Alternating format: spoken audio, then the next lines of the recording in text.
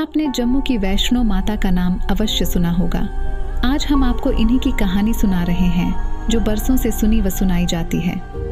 कटरा के करीब हंसाली ग्राम में माता के परम भक्त श्रीधर रहते थे।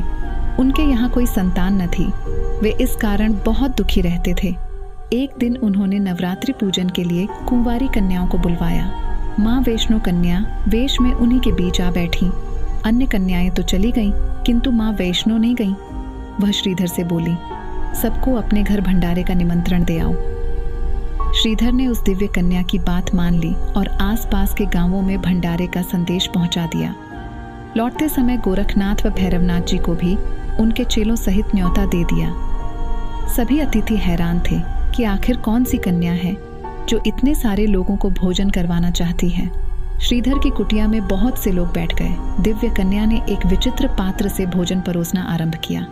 जब कन्या भैरवनाथ के पास पहुंची तो वह बोले, मुझे तो मांसव मदिरा चाहिए, ब्राह्मण के भंडारे में यह सब नहीं मिलता। कन्या ने दृढ़ स्वर में उत्तर दिया। भैरवनाथ ने जिद पकड़ ली, किंतु माता उसकी चाल भांप गई थी।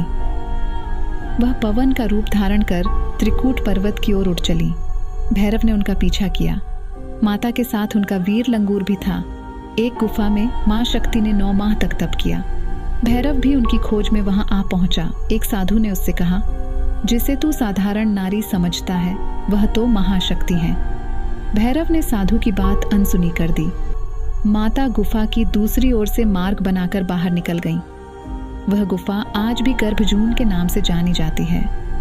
देवी ने भैरव को लौटने की चेतावनी भी दी, किंतु वह नहीं माना।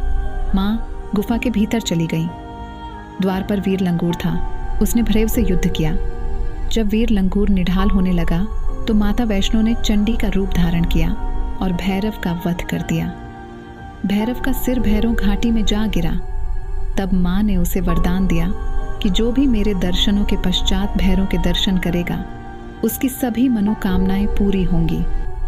आज भी प्रतिवर्ष लाखों श्रद्धालु माता वैष्णो के दर्शन करने आते हैं। गुफा में माता पिंडी रूप में विराजमान है।